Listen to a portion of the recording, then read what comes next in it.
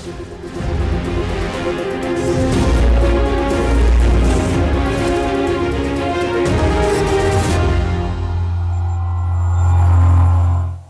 স্বাগত নিউজ 24 এর নিয়মিত আয়োজন বাংলাদেশ লাইভে আপনাদের সঙ্গে আছি আমি আসিফ টিপু।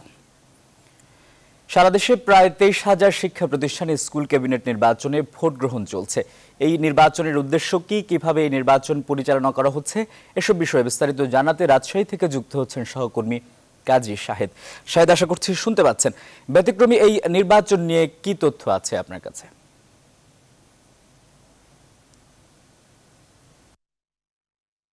ধন্যবাদ আসিফ। আমরা আছি রাজশাহীর সরকারি বালিকা উচ্চ বিদ্যালয়ে। শুরুতে একটু দেখে নিতে চাই যে এখানে দীর্ঘ লাইন শিক্ষার্থীরা তাদের প্রতিনিধি নির্বাচন করবেন। যে স্টুডেন্ট কাউন্সিল নির্বাচন বলা হচ্ছে, এখানে সব দায়িত্বেই কিন্তু শিক্ষার্থীরা, নির্বাচন কমিশনার থেকে শুরু করে যারা পুলিং এজেন্ট, প্রিজাইডিং অফিসার, সব কিছুই শিক্ষার্থীরা, প্রার্থীও শিক্ষার্থী, ভোটারও শিক্ষার্থী। পুরো আয়োজনটি চলছে রাজশাহী সরকারি এই বালিকা বিদ্যালয়ে। আমরা একটু দেখানোর চেষ্টা যদি করি যে দীর্ঘ লাইন যেভাবে অন্যান্য সংসদ নির্বাচন বা স্থানীয় সরকার নির্বাচনে আমরা দেখি, জাতীয় নির্বাচনগুলিতে যেভাবে ভোটাররা দীর্ঘ লাইন ধরে ভোট দেন, এখানেও তেমনটি আছে। শিক্ষকরা শুধুমাত্র মনিটরিং করছেন পুরো এই ভোটের কার্যক্রমটি। সকাল 8টা থেকে এটি শুরু হয়েছে, চলবে দুপুর 2টা পর্যন্ত। এই স্কুলের প্রায় 750 শিক্ষার্থী আছেন যারা ছাত্রী, তারা হচ্ছে ভোটাধিকার প্রয়োগ করে তাদের 7 জন প্রতিনিধি নির্বাচিত করবেন এবারের এই ভোটাধিকারে। আমরা একটু এখানে কথা বলি যারা প্রার্থী আছে তাদের কাছ থেকে, যে তারা কেন এই নির্বাচনটি করছে এবং একটু জানতে চাই যে এই নির্বাচনে কেন প্রার্থী হয়েছেন। বর্তমানে আমরা দেখে থাকি যে হচ্ছে আমাদের দেশটা একটা গণতান্ত্রিক দেশ। তো গণতান্ত্রিক দেশে গণতন্ত্রটা খুবই জরুরি একটা বিষয়। তো আমাদের ভবিষ্যতে কিন্তু আমাদের মধ্যে থেকে কেউ না কেউ নেতৃত্ব দিবে। তো আমাদের মধ্যে প্রথমে আগে গণতান্ত্রিক বিষয়টা খুব সুন্দর করে ফুটে ওঠা দরকার। তো আমরা হচ্ছে এই গণতান্ত্রিকটা চর্চা করার জন্যই মূলত হচ্ছে প্রার্থী হিসেবে দাঁড়িয়েছি। আসিফ বলছে যে গণতান্ত্রিক চর্চা, যেটি মানে ছোটবেলা থেকে যাতে শিক্ষার্থীরা গণতান্ত্রিক চর্চায়, যদিও অন্যান্য নির্বাচনে বুথের ভিতরে ঢোকা নিষেধ, আমরা কিন্তু সেই নিয়মটি এখানে মানা হচ্ছে না, এখানে বুথে ঢোকাও যায়। আমরা একটু বুথে যারা এখানে দায়িত্ব পালন করছেন আমরা দেখছি যে তারাও শিক্ষার্থী, তাদেরকে একটু এখানে দেখছি যে ভোটাধিকার চলছে। ব্যালট বাক্স রাখা আছে এখানে, ব্যালট বাক্স, এবং এখানে ভোটার যারা তাদের একটা তালিকাও আছে। আমরা একটু জানতে চাই, প্রিজাইডিং অফিসার আপনার কাছ থেকে একটু জানতে চাই যে ভোট কেমন হচ্ছে? ভোট খুব ভালোভাবেই হচ্ছে, সবাই নিয়ম মেনেই ভোট দিয়েছে, আর কোনো অসুবিধা হয়নি। ধন্যবাদ আসিফ। আপনি শুনছিলেন যে প্রিজাইডিং অফিসার যিনি এই যে আজকের স্টুডেন্ট কাউন্সিল নির্বাচন যেটি হচ্ছে হেলেনাবাদ সরকারি বালিকা বিদ্যালয়ে, সেখানে তিনি বলছিলেন যে ভোটাধিকার যারা প্রয়োগ করছেন তারা সুষ্ঠুভাবে ভোট দিয়েছেন সকাল থেকে। আমরা একটু জানতে চাই, এখানে আছেন এই বিদ্যালয়ের যিনি প্রধান শিক্ষক তহিদারা, তার কাছ থেকে জানতে চাই এই যে নির্বাচনটি হচ্ছে, এই নির্বাচনের উদ্দেশ্যটি কি? ধন্যবাদ আপনাকে। এই নির্বাচনের উদ্দেশ্য হচ্ছে শিক্ষার্থীদের মানে স্কুল পর্যায় থেকে গণতান্ত্রিক চর্চা এবং স্বচ্ছতার মাধ্যমে যে ভোট গ্রহণ হয়, এটার একটা আমরা এখানে অনুশীলন করছি। আর প্রতিনিধি যে নির্বাচিত হয় তারা বিদ্যালয়ের ভালো মন্দ, যে কোনো উন্নয়নমূলক যে কোনো কিছুর জন্য তারা আমাদেরকে পরামর্শ দেয়। 16 সাল থেকে এটা শুরু হয়েছে সরকারের এই স্টুডেন্ট ক্যাবিনেট নির্বাচন, একটা ফলপ্রসূ এটা পদ্ধতি। ধন্যবাদ আপনাকে। আসিফ, আপনি শুনছিলেন যে 2016 সাল থেকে এই যে কার্যক্রমটি শুরু হয়েছে, এই কার্যক্রমের ফলে যারা শিক্ষার্থী আছে তারা স্কুল জীবন থেকে গণতান্ত্রিক চর্চায়, সে সঙ্গে নেতৃত্বের যে গুণাবলী সেটি নিয়ে গড়ে উঠবে, এমন প্রত্যাশা যারা আয়োজক এখানে আছেন তারা করছেন। আসিফ, এই ছিল রাজশাহী থেকে স্টুডেন্ট কাউন্সিল নির্বাচনের সর্বশেষ খবর আমার কাছে। শাহেদ, আপনাকে অসংখ্য ধন্যবাদ যুক্ত হওয়ার জন্য। সহকর্মী কাজী শাহেদ যুক্ত ছিলেন রাজশাহী থেকে। দীর্ঘদিন পর আবারও সচল করার উদ্যোগ নেওয়া হয়েছে লালমনিরহাট বিমানবন্দর। এর মধ্যে পরীক্ষামূলক বিমান উড্ডয়ন করা হয়েছে এখান থেকে। এই অঞ্চলের মানুষের, বিশেষ করে ব্যবসায়ীদের দীর্ঘদিনের দাবি ছিল এটি। এ বিষয়ে বিস্তারিত জানাতে লালমনিরহাট থেকে যুক্ত হচ্ছেন সহকর্মী রেজাউল করিম মানিক। মানিক, এই বিমানবন্দর সচল হলে ব্যবসা বাণিজ্যে কি ধরনের প্রভাব পড়বে?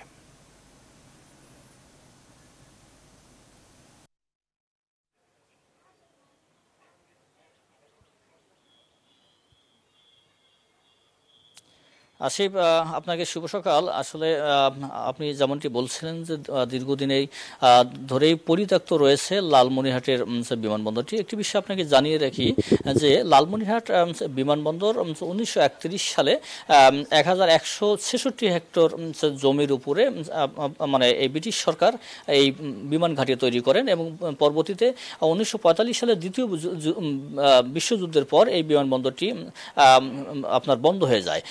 এর এরপরে 1958 সালে এই বিমানবন্দরটি আবারও চালুর কার্যক্রম শুরু হলেও তেমনটা আলোর মুখ দেখেনি।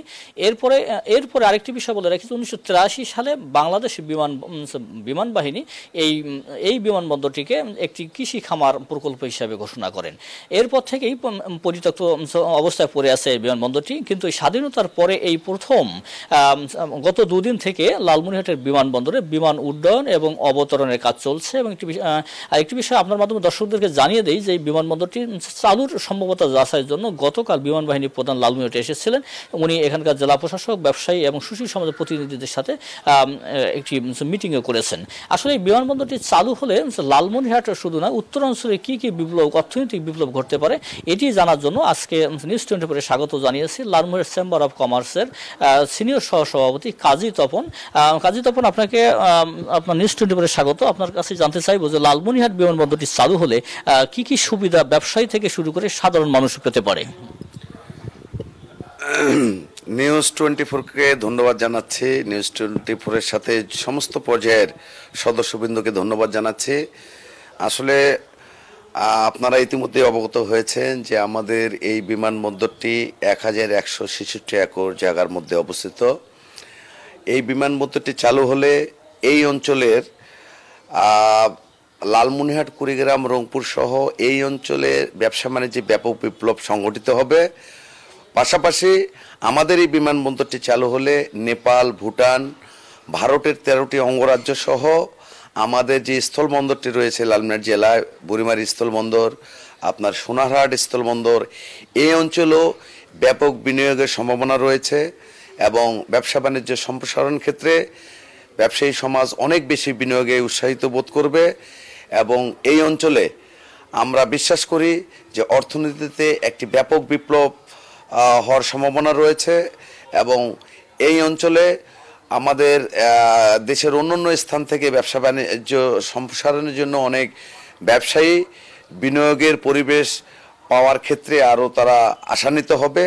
এবং আমি বিশ্বাস করি এই বিমানবন্দরটি চালু হলে শুধু লালমনিরহাটবাসী, কুড়িগ্রামবাসী, রংপুরবাসী নয়, আমাদের পার্শ্ববর্তী দেশ ভারতের 13টি অঙ্গরাজ্য, নেপাল, ভুটান সহ এই অঞ্চলে একটি বিশেষায়িত অঞ্চল হিসাবে লালমনিরহাট জেলাবাসী, ব্যবসায়ী সমাজের কাছে এবং আমাদের দেশের সমস্ত অঞ্চলে এই অঞ্চলটির সাথে আরো বেশি কানেক্টিভিটি তৈরি হবে বলে আমি ব্যবসায়ী সমাজ। জনাব কাজী, আপনার কাছে একটি বিষয় জানতে চাই যে এই বিমানবন্দরটি চালু হলো, যেহেতু রংপুর অঞ্চলে কোনো শিল্প কারখানা নাই, আপনারা ব্যবসায়ীরা বিনিয়োগ করতে পারছেন না, সেক্ষেত্রে কি কোনো বিপ্লব ঘটবে কিনা? আমাদের এই অঞ্চলে আপনারা জানেন যে কৃষি বান্ধব এই অঞ্চলটি। আমাদের এই অঞ্চলে ব্যাপক আবাদ আমাদের হয়ে থাকে। আপনার রবি শস্য থেকে শুরু করে আমাদের সমস্ত ধরনের আবাদ এই অঞ্চলে হয়ে থাকে। এই বিমানবন্দরটি চালু হওয়ার মধ্য থেকে যোগাযোগ ব্যবস্থার যে আমাদের যে নতুন সম্ভাবনার দিগন্ত তৈরি হবে, তাতে ব্যবসা বাণিজ্যে অনেক বেশি আমরা ব্যবসায়ীরা বিনিয়োগ করতে আগ্রহ প্রকাশ করব। এবং এই বিনিয়োগের মধ্য দিয়ে বেকার সংস্থা, কর্মসংস্থানে তৈরি হবে, বেকার সমস্যার সমাধান হবে এবং একটা ব্যবসায় একটা নতুন দিগন্ত উন্মোচিত হবে বলে আমি বিশ্বাস করি। ধন্যবাদ কাজী নজরুল ইসলাম তপন। উনি লালমনিরহাট চেম্বার অফ কমার্সের সিনিয়র সহসভাপতি। উনি জানিয়েছিলেন যে লালমনিরহাট বিমানবন্দরটি চালু হলে এই অঞ্চলে একটি অর্থনৈতিক বিপ্লব ঘটবে, শিক্ষা, ব্যবসা, চিকিৎসায় একটি ব্যাপক মানে সব দিক থেকে একটি মানে ব্যাপক ভূমিকা পালন করবে লালমনিরহাট বিমানবন্দর। একটি বিষয় আসিফ আপনাকে জানিয়ে রাখি যে লালমনিরহাট বিমানবন্দরে প্রায় 4 কিলোমিটার রানওয়ে রয়েছে, বিশাল টারমার্ক রয়েছে, হ্যাঙ্গার সহ এবং ট্যাক্সিওয়ে রয়েছে, যা বর্তমান পরিত্যক্ত রয়েছে। বিমানবন্দরটি চালু হলে এই অঞ্চলে শুধু না, পার্শ্ববর্তী নেপাল, ভুটান এবং ভারতের 13টি অঙ্গরাজ্যের লোকজন এই বিমানবন্দরটি ব্যবহার করে ঢাকা থেকে শুরু করে অন্য জায়গায় যেতে পারবে এবং ঘটবে এই অঞ্চলে ব্যাপক অর্থনৈতিক বিপ্লব। এই ছিল লালমনিরহাটের বিমানবন্দরের নিয়ে আমার কাছে সর্বশেষ তথ্য। আসিফ। মানিক, আপনাকে অসংখ্য ধন্যবাদ। রংপুর থেকে লালমনিরহাট থেকে যুক্ত ছিলেন সহকর্মী রেজাউল করিম মানিক। হলমার্ক কেলেঙ্কারি এক সময়ের অন্যতম আলোচিত ঘটনা। এই ঋণ জালিয়াতির ঘটনার বিচার এখনো চলছে, কিন্তু সাভারে হলমার্কের যে সম্পদ বাজেয়াপ্ত করেছে সরকার, তার কি অবস্থা সেটি জানাতে সাভার থেকে যুক্ত হচ্ছেন সহকর্মী নাজমুল হুদা। নাজমুল, হলমার্কের হাতে যেই সম্পদ ছিল সেগুলোর এখন কার মালিকানায়, সেগুলো সংরক্ষণে কি ব্যবস্থা নেওয়া হয়েছে?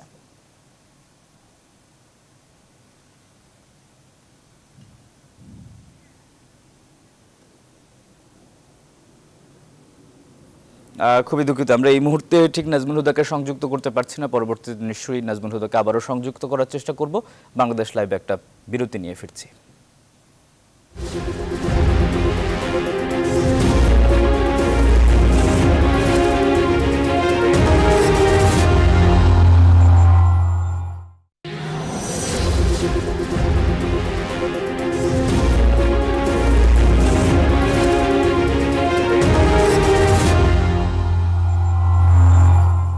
বিরতির পর আবারও স্বাগত। আপনারা দেখছেন নিউজ 24 এর নিয়মিত আয়োজন বাংলাদেশ লাইভ।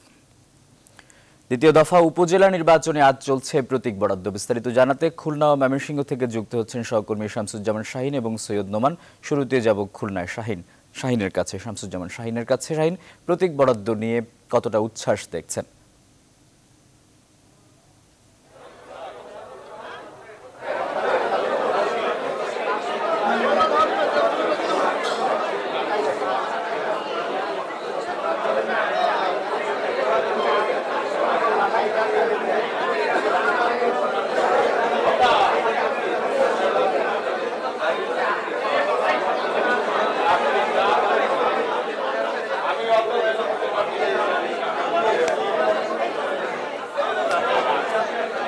ধন্যবাদ আসিফ, আপনি ঠিকই বলেছেন। খুলনায় আজকে প্রতীক বরাদ্দ চলছে, অর্থাৎ খুলনা জেলা প্রশাসকের যে কার্যালয়ের মিলনায়তনটি আছে সেখানে 9টি উপজেলার চেয়ারম্যান প্রার্থী এবং ভাইস চেয়ারম্যান প্রার্থীদের প্রতীক বরাদ্দ চলছে। আপনাকে জানিয়ে রাখি সেটি হলো যে খুলনার 9টি উপজেলার মধ্যে ইতিমধ্যে 2টি উপজেলা অর্থাৎ ফুলতলা এবং বটিয়াঘাটা, এই 2 উপজেলার চেয়ারম্যান পদপ্রার্থী যারা আছেন 2 জন প্রার্থী বিনা প্রতিদ্বন্দ্বিতায় নির্বাচিত হয়েছেন। আর বাকি 7টি উপজেলায় এখন প্রতিদ্বন্দ্বিতায় আছেন 12 জন বিদ্রোহী প্রার্থী, অর্থাৎ আওয়ামী লীগ মনোনীত যে 7 জন প্রার্থী আছেন নৌকা প্রতীক নিয়ে তারা প্রতিদ্বন্দ্বিতা করছেন, তাদের বিরুদ্ধে 12 জন প্রার্থী বিদ্রোহী হিসেবে তাদের প্রতিদ্বন্দ্বিতা করছেন। আর আরেকটি বিষয়, আগামী 31শে মার্চ খুলনায় ভোট গ্রহণ অনুষ্ঠিত হবে। তো আমরা এই নির্বাচনকে ঘিরে যে উৎসাহ আমেজ তৈরি হয়েছে সে বিষয়ে একটু জানবো। এখন আমাদের সাথে যুক্ত হচ্ছেন ডুমুরিয়া উপজেলার চেয়ারম্যান পদপ্রার্থী, অর্থাৎ উনি আওয়ামী লীগের যে দলীয় প্রতীক আছে নৌকা প্রতীক নিয়ে উনি প্রতিনিধিত্ব করছেন, টিভি ব্যক্তিত্ব এবং নাট্যকর মোস্তফা সরোয়ার। আপনাকে স্বাগত জানাচ্ছি। কেন নির্বাচনে আসলেন? আপনি তো এর আগে ইউনিয়ন পরিষদের চেয়ারম্যান ছিলেন 2 বার এবং শ্রেষ্ঠ চেয়ারম্যানও হয়েছেন। তো উপজেলা নির্বাচনে কি কারণে আসলেন? আসলে আমাদের দেশের প্রিয় মানুষ মাননীয় প্রধানমন্ত্রী জননেত্রী শেখ হাসিনা ঘোষণা দিয়েছেন বাংলাদেশের প্রত্যেকটি গ্রাম হবে শহর। আমি মনে করি যে আমার ইউনিয়নে আমি যেভাবে মানুষকে সেবা দিয়েছি, ডুমুরিয়া উপজেলাকে মাননীয় প্রধানমন্ত্রীর যে ঘোষণা প্রত্যেকটি গ্রামকে শহর রূপান্তরিত করা হবে, সেই ঘোষণা বাস্তবায়নের লক্ষ্যে আমার মতো একজন কর্মক্ষম কর্মঠ মানুষ আসলে ওনার প্রতিশ্রুতি বাস্তবায়ন করতে পারবেন। সে কারণেই মূলত আমি মানুষের সেবা একদম দোরগোড়ায় পৌঁছে দেওয়ার জন্য আসলে আমি এই কাজে লিপ্ত হয়েছি। আপনি প্রার্থী হলে আপনাদের বিদ্রোহী প্রার্থীও আছে, এ নিয়ে দলের মধ্যে কোনো দ্বন্দ্ব হবে কিনা? আসলে দলের মধ্যে দ্বন্দ্ব হওয়ার কথা নয়, কারণ দল তো দলই, আর দলের প্রতীক হচ্ছে নৌকা। আমি বিশ্বাস করি যারা আওয়ামী লীগের চেতনায় বিশ্বাস করে, যারা বঙ্গবন্ধুর আদর্শের সৈনিক, যারা জননেত্রী শেখ হাসিনার নেতৃত্বকে মেনে নেবে, তারা কখনো বিদ্রোহী হতে পারে না। আর বড় দল প্রতিদ্বন্দ্বিতা থাকবে, প্রতিযোগিতা থাকবে। অনেকে চেয়েছিল, যেমন আমার আশেপাশে আছে, আমরা অনেকে চেয়েছিলাম 6 জন উপজেলা চেয়ারম্যান যারা মনোনয়ন চেয়েছিলাম তারা কিন্তু আজকে আমার সাথে আছে। তো আমরা মনে করি যে আর যারা মানবাভিমান করছে এরা ঠিক হয়ে যাবে এবং সবাই জননেত্রী শেখ হাসিনার পতাকা তলে এসে নৌকা প্রতীককে বিজয়ের লক্ষ্যে তারা ইনশাল্লাহ ঝাঁপিয়ে পড়বে। ধন্যবাদ আপনাকে। আসিফ, শুনছিলেন, কথা বলছিলেন মোস্তফা সরোয়ার। উনি একদিকে টিভি ব্যক্তিত্ব বা নাট্যকার, অন্যদিকে আওয়ামী লীগের তৃণমূলের নেতা। উনি ওনার ইউনিয়ন পরিষদ অর্থাৎ ডুমুরিয়ার যে ইউনিয়ন পরিষদে উনি বর্তমানে চেয়ারম্যান ছিলেন, উনি পদত্যাগ করেছেন, সেটি মডেল ইউনিয়ন হিসেবে ইতিমধ্যে খ্যাতি লাভ করেছে। 2 বার শ্রেষ্ঠ ইউনিয়ন পরিষদ চেয়ারম্যান হয়েছেন। তো আসিফ, এই ছিল আমার কাছে খুলনা জেলা প্রশাসক কার্যালয় থেকে উপজেলা নির্বাচন সংক্রান্ত সর্বশেষ। শাহিন, আপনাকে অসংখ্য ধন্যবাদ যুক্ত হওয়ার জন্য। সহকর্মী শামসুজ্জামান শাহিন যুক্ত ছিলেন খুলনা থেকে। এবারে ময়মনসিংহ থেকে যুক্ত হবেন সহকর্মী সৈয়দ নোমান। নোমান, আশা করছি শুনতে পাচ্ছেন। একটু জানতে চাই দ্বিতীয় ধাপের যে উপজেলা নির্বাচন, প্রতীক বরাদ্দ কেমন চলছে?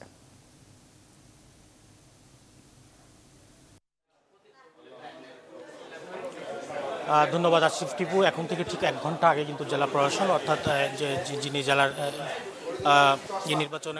এই নির্বাচনে রিটার্নিং কর্মকর্তার দায়িত্ব পালন করছেন তিনি কিন্তু প্রতীক বরাদ্দ দেওয়া শুরু করছেন। তো আপনি এর মধ্যে দেখতে পাচ্ছেন যে জেলা প্রশাসনের যে সম্মেলন কক্ষে রয়েছে সেই সম্মেলন কক্ষে কিন্তু আসলে প্রতীক বরাদ্দ চলছে এবং যারা প্রার্থী আছেন তারা কিন্তু আসছেন এবং বিভিন্নভাবে বিভিন্ন যে প্রতীকগুলো বরাদ্দ আছে সেই প্রতীকগুলো নিয়ে যাচ্ছেন। এবং আমরা দেখতে পেয়েছি যে পছন্দের প্রতীক যদি পেয়ে থাকে কেউ, তাহলে আসলে সাথে সাথে বিভিন্ন ধরনের উৎসাহ দিচ্ছে তারা। বিভিন্ন ধরনের আমরা দেখতে পেয়েছি যে আসলে আমরা যদি বলি যে আসলে ময়মনসিংহে 12টি উপজেলা নির্বাচন অনুষ্ঠিত হচ্ছে। 12টি উপজেলার মধ্যে ইতিমধ্যে কিন্তু 3 জন উপজেলা চেয়ারম্যান অর্থাৎ 3টি উপজেলা থেকে উপজেলা চেয়ারম্যানরা বিনা প্রতিদ্বন্দ্বিতা নির্বাচিত হয়েছেন। এছাড়াও কিন্তু আসলে 2জন ভাইস চেয়ারম্যান এবং 1জন ভাইস চেয়ারম্যান এবং 2জন মহিলা ভাইস চেয়ারম্যান নির্বাচিত হয়েছেন। সব মিলে আসলে 31 তারিখে যে নির্বাচন রয়েছে ময়মনসিংহ 4র্থ ধাপে যে 5ম উপজেলা পরিষদ নির্বাচন হতে যাচ্ছে, সেই নির্বাচনটি আসলে উৎসবমুখর এবং সব দিক থেকে সাফল্যমণ্ডিত করতে প্রশাসন চেষ্টা করছে। এবং সেই সাথে যখনই প্রতীক বরাদ্দ করছেন প্রশাসন, তখনই আমরা শুনতে পেয়েছি যে আসলে প্রার্থীদেরকে বলা হচ্ছে যে আপনারা অবশ্যই নির্বাচন আচরণবিধি মেনে চলবেন এবং নির্বাচন আচরণবিধি যেগুলো আছে সেগুলো খুব ভালোভাবে দেখার জন্য আসলে এই জেলা রিটার্নিং কর্মকর্তা বলেছেন। তো আমি একটু আসলে রিটার্নিং কর্মকর্তার সাথে কথা বলতে চাচ্ছি। আমরা একটু জানতে চাইবো যে এই যে প্রতীক বরাদ্দ করছেন, আসলে কি দেখতে পাচ্ছেন প্রার্থীদের মধ্যে কোনো ধরনের কোনো সমস্যা হচ্ছে কিনা, কি মনে করছেন নির্বাচন নিয়ে? ধন্যবাদ।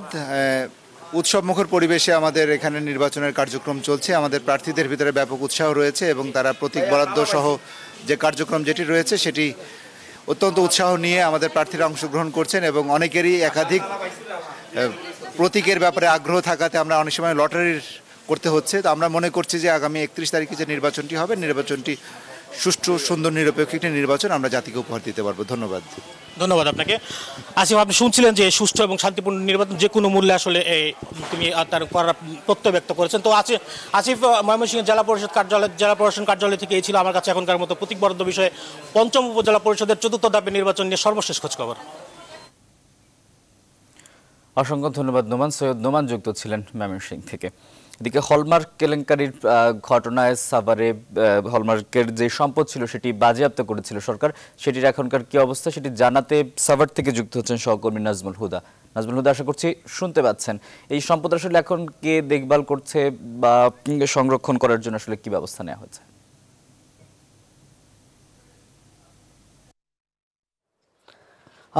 ধন্যবাদ টিপু। আমি এই মুহূর্তে রয়েছি হলমার্কের যে এই যে আপনারা জানেন যে ঢাকা জেলার সাভারে যে হলমার্ক যে প্রতিষ্ঠানটি করেছে, এখন বর্তমান এখানে যে হলমার্কের প্রায় 45 থেকে প্রায় 55টি কারখানা গড়ে তুলেছে এই হলমার্কের। এবং আপনার রাস্তার দুই পাশে দেখবেন যে যতদূর চোখ যায় ততদূর শুধু হলমার্কের ভবনই রয়েছে। আপনারা জানেন যে হলমার্কের যে মালিক তানভীর মাহমুদ 2012 সালে তিনি যে 7 অক্টোবরে তিনি গ্রেপ্তার হয়েছিলেন এবং গ্রেপ্তারের পরে কী কারণে গ্রেপ্তার হয়েছিল সেটা আপনারা জানেন যে সোনালী ব্যাংকের থেকে প্রায় 4.5 কোটি টাকা তিনি লোনের মাধ্যমে আত্মসাতের কথা এরকম অভিযোগ উঠেছে এবং দুর্নীতি দমন এবং বিভিন্ন যে মামলা রয়েছে সেগুলি সহ প্রায় 11টি মামলা হয় তার বিরুদ্ধে। এই মামলার কারণে তাকে প্রায় 8 বছর তাকে জেলে এখনও রয়েছে এবং জেলে থাকার কারণে এইখানকার যে প্রতিষ্ঠানগুলি রয়েছে সেই সব প্রতিষ্ঠানগুলি এখন যে মালামালগুলো রয়েছে সেসব মালামালগুলি এখন নষ্ট হয়ে যাচ্ছে এবং যেসব মেশিনারিজগুলি রয়েছে আপনারা জানেন যে ভবনটি এখন খালি হয়েছে। আমরা একটু কথা বলবো এখানে যারা রয়েছেন। আপনি একটু আসেন, আপনি তো শ্রমিক নেতা রয়েছেন, এইখানের কি অবস্থা দেখছেন এখন? আমি যে অবস্থাটা দেখছি, আমি 2012 সালে যখন দেখলাম হলমার্কের ব্যাংক কেলেঙ্কারির জন্য তাকে গ্রেপ্তার করা হলো এবং সে এখনও জেলে আছে, কিন্তু এর পরবর্তীতে দেখলাম এই কারখানাটা বন্ধ করে দেওয়া হলো। সরকারের উচিত ছিল যে এই কারখানাটা চালু রেখে তারে কারাগারে রাখা এবং গভর্নমেন্ট কর্তৃক যদি কারখানার প্রতিষ্ঠানটা চালু রাখতো, আজকে এখানে কোটি কোটি টাকার সম্পদ যেটা ব্যাংক থেকে লোন নিয়ে করছিল জনগণের টাকা, সেই মেশিনারিগুলো এখন কাজকর্ম না থাকাতে, কাজকর্ম শ্রমিকরা না করাতে মেশিনগুলো নষ্ট হয়ে যাচ্ছে। আমি সরকারের কাছে আবেদন করব যাতে এই কারখানাটা পুনরায় সরকারি গভর্নমেন্ট এটা নিয়ে অধিগ্রহণ করে আবার চালু করে, কিংবা তানবীর মাহমুদ যিনি এই ফ্যাক্টরির প্রতিষ্ঠাতা ব্যবস্থাপনা পরিচালক, উনি যদি পারেন ওনাকে চালু করে দেওয়া হোক।